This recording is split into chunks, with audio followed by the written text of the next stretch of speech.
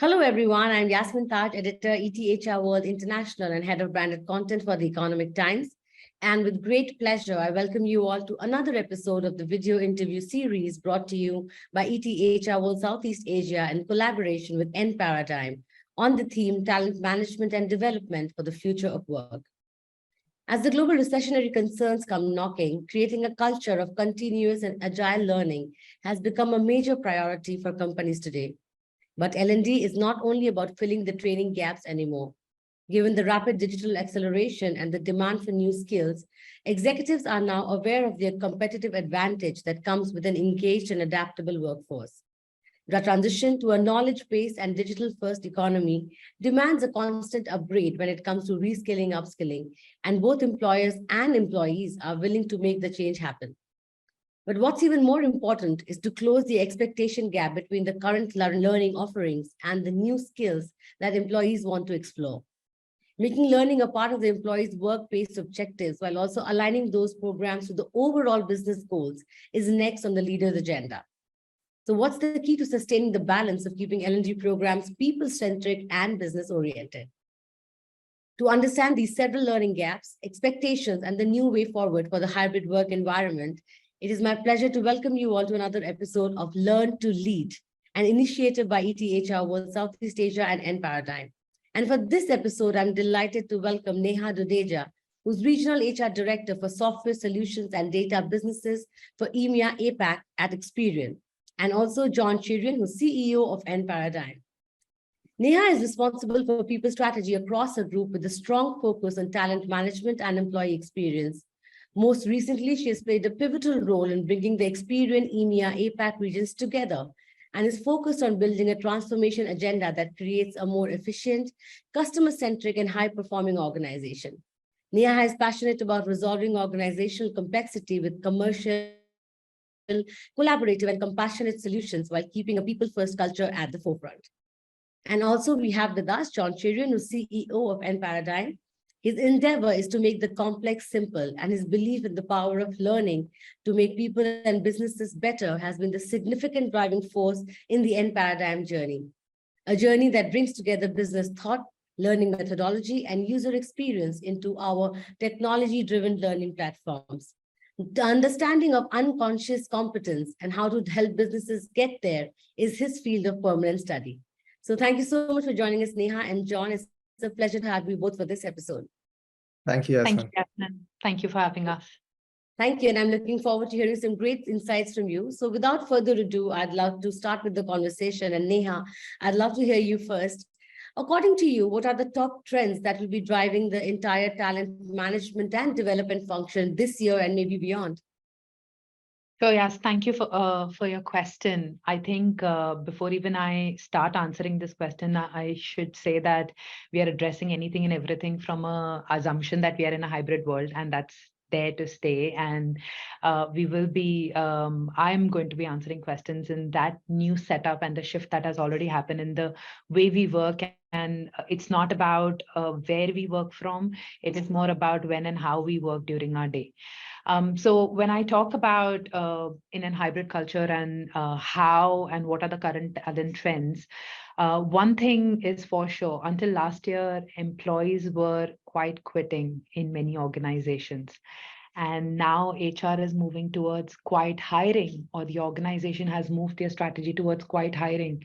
And when I talk about quiet hiring, it is about looking for skills and competencies to fill that gap, not necessarily by filling a permanent headcount, which go in terms of the cost-effective solutions, but we're talking about talent when it comes to internal mobility. We're talking about filling the skill gaps through stretch assignments, or we're talking about different resourcing mix to go after, be it gigs, be it flexible working, or even through non-traditional pools of candidate hiring when it comes to more talent onboarding as of today.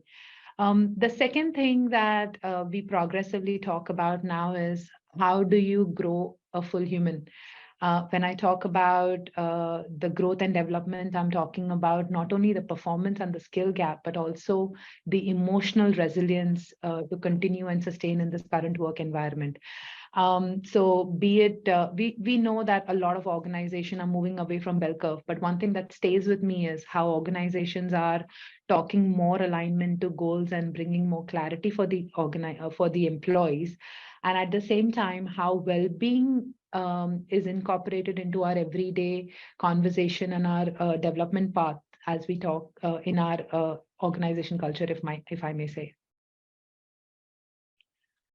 Thanks, Neha.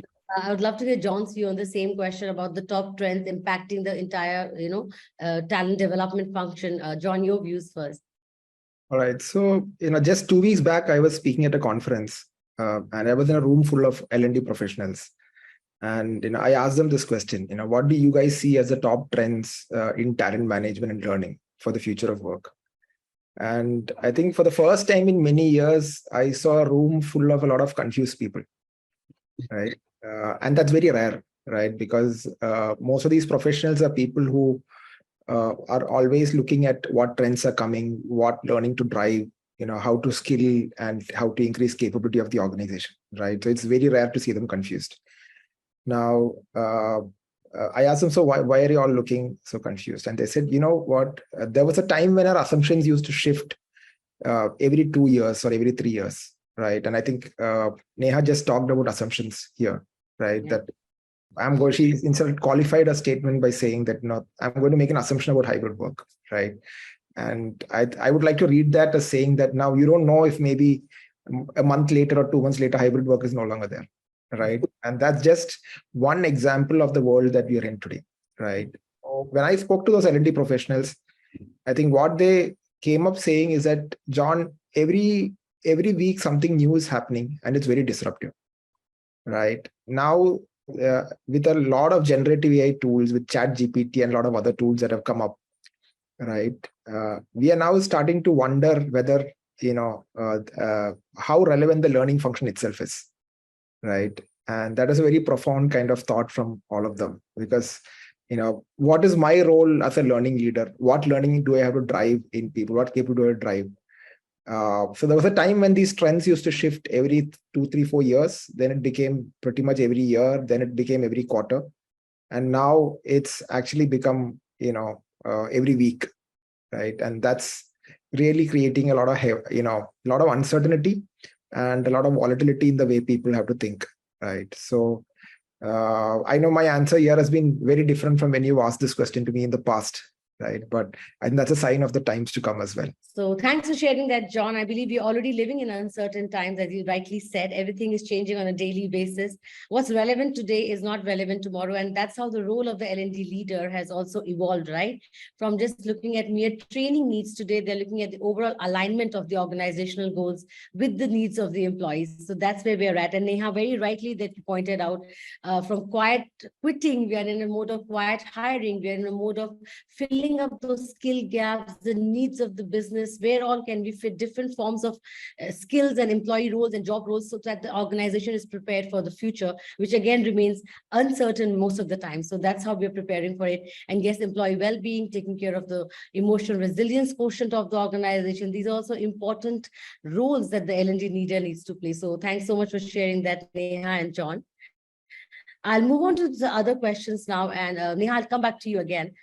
What are some of the emerging challenges that you're seeing in the talent development and learning function today? And according to you, how have the expectations of this diverse and hybrid workforce evolved in terms of their career development? I think you mentioned in your introduction about the upskilling and the reskilling of the roles these days. And I would actually say that the skill sets that are needed for the job today has moved, I would 25% in last 2-3 years. And by 2027, I read in a study that it is expected to double. So I would really say that the challenge is the pace and the focus to stay relevant. There are so many options available. What do you pick and what is your career opportunity, people are reflecting a little bit too much on some of these options. So the space and the talent needed from ideation to delivery by the learning organization itself are a bit of a challenge today. And the second bit is the attention span or the time dedication needed to continue on this learning journey. Is the content more agile, more flexible, more personalized for your learner to stay on? Is one of the other challenges that I see faced by our learning organizations. How has the expectation on career development or the career development evolved? In my view, one of the biggest motivation for employees is to see that momentum and to see that move.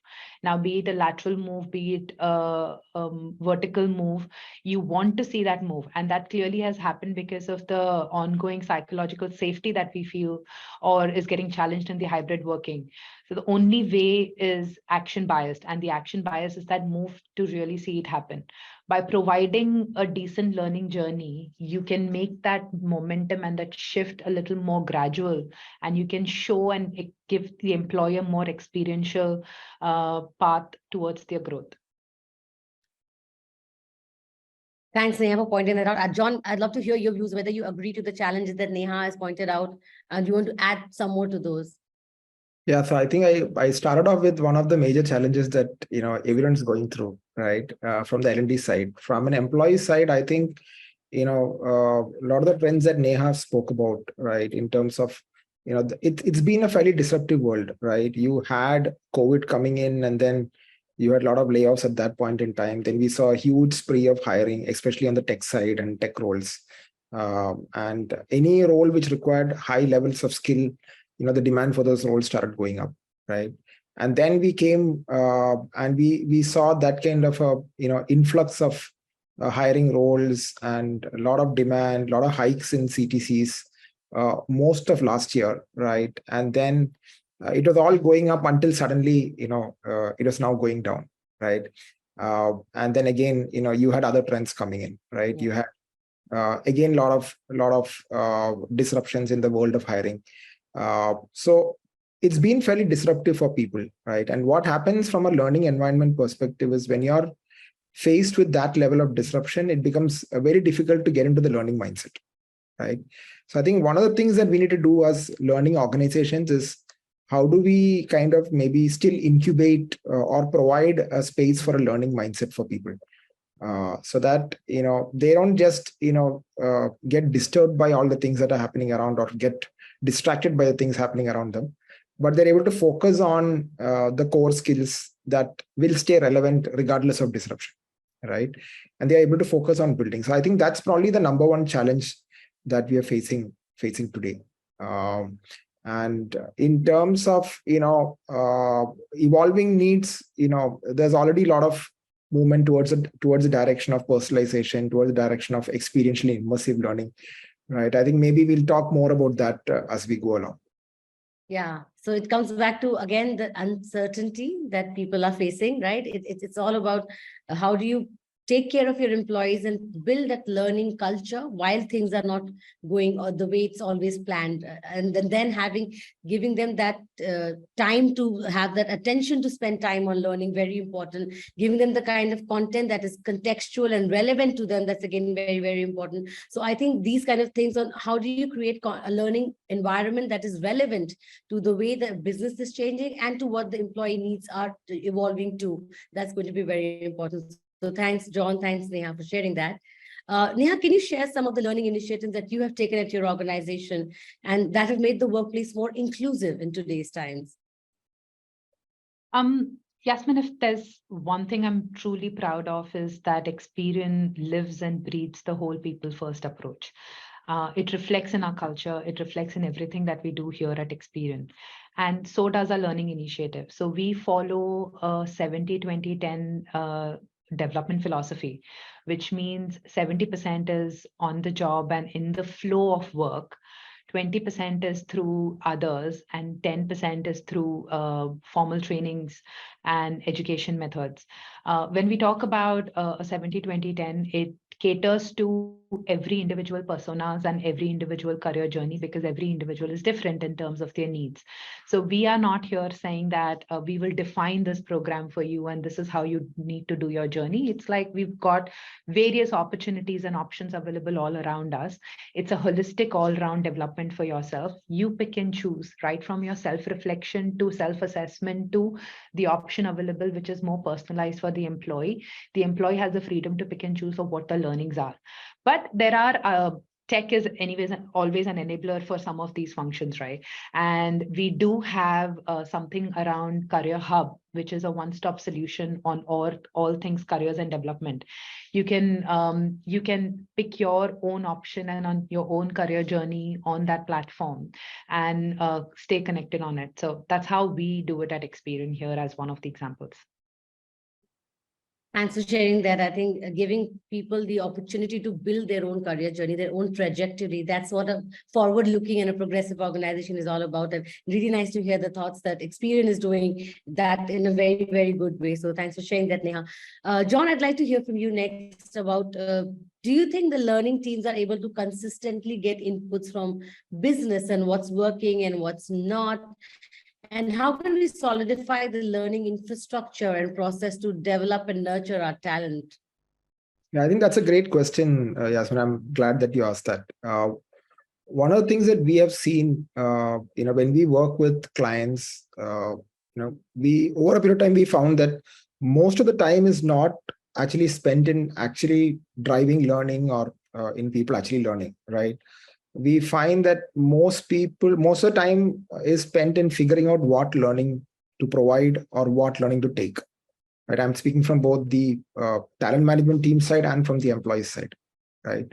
And over a period of time, we realized that while today progressive organizations have given a lot of different options, there's a lot of choice for people on different things that they could learn, and a lot of learning is today right at your fingertips, right? The challenge is that of relevance and also that of attention spans, right?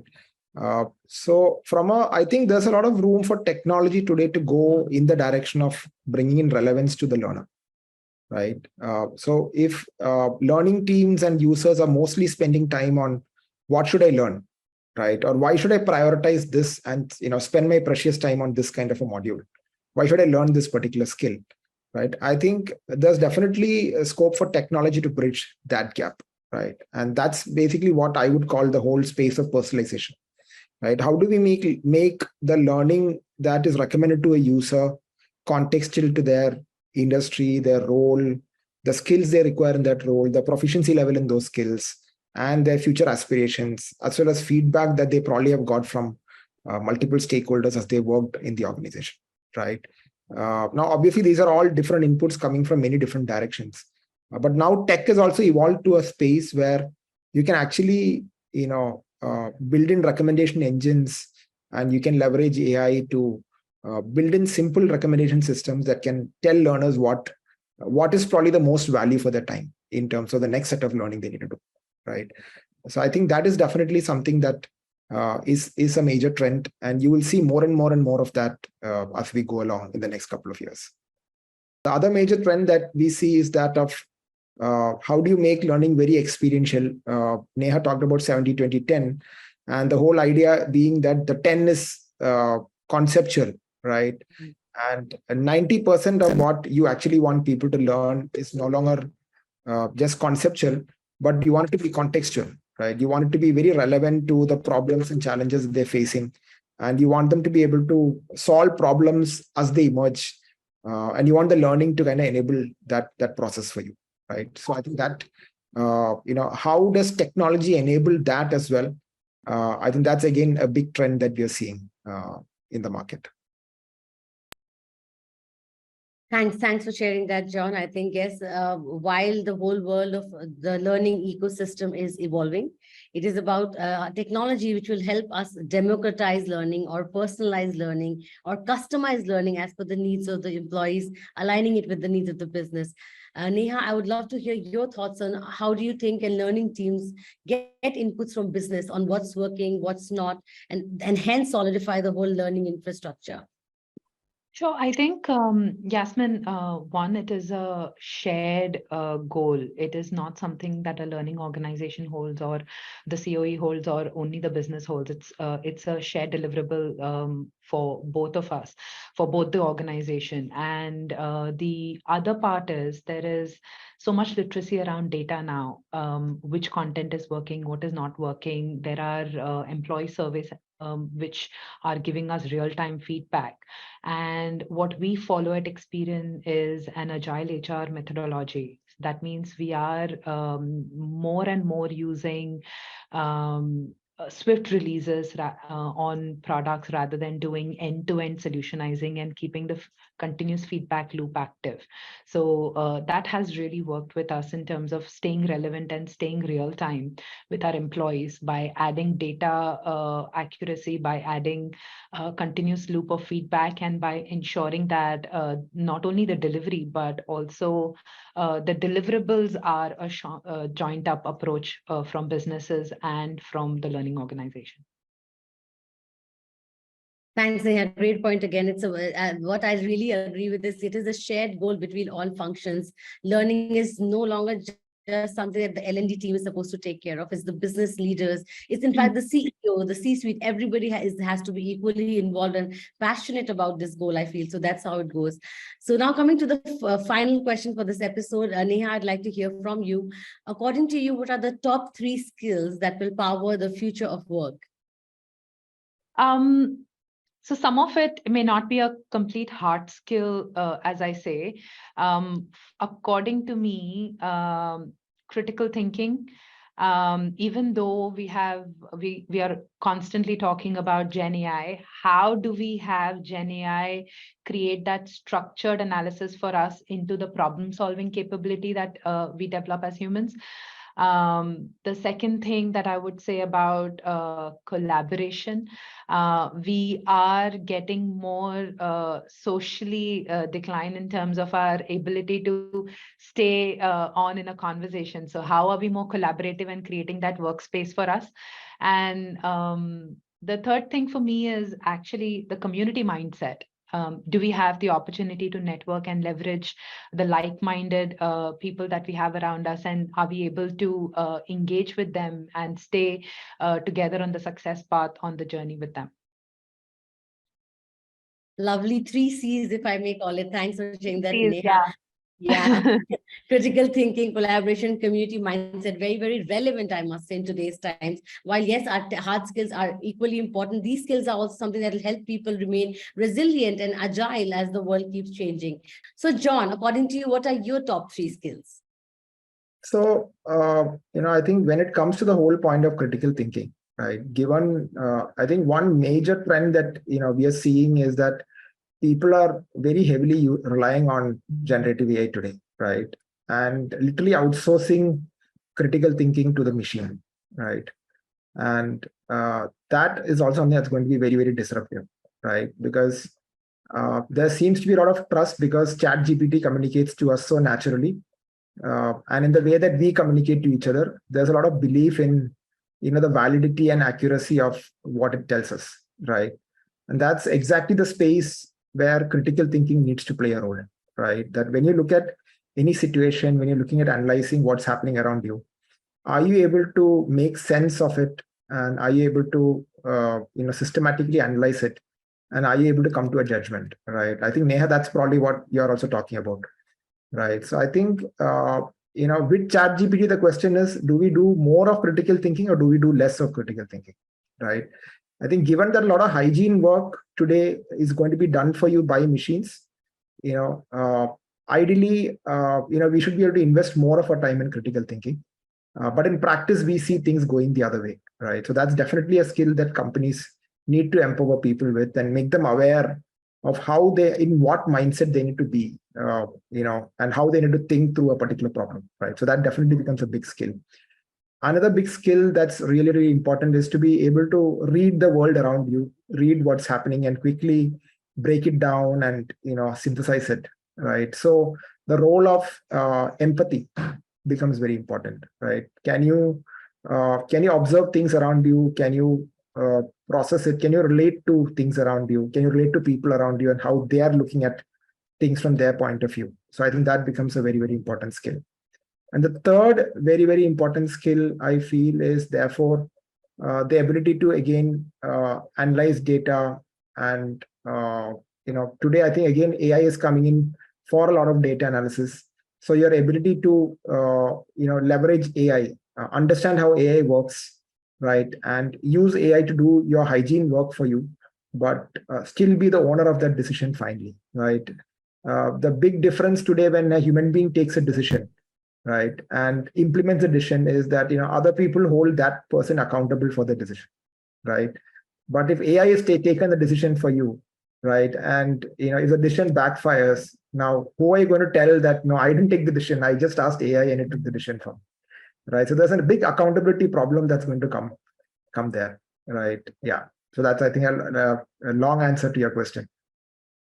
No, I think that's very interesting. I think what I really liked about this answer especially is that while the world and everybody's talking a lot about tech skills and generative AI and leveraging data, the most number of skills both of you pointed out was softer skills. So from critical thinking to empathy to collaboration to community. And yes, obviously AI, the role of technology, data will be very, very crucial. But I like the fact that learning leaders with so much of experience still believe that having skills like empathy, having skills like critical thinking are going to be leading the way for the workplace forward. So thanks for sharing that.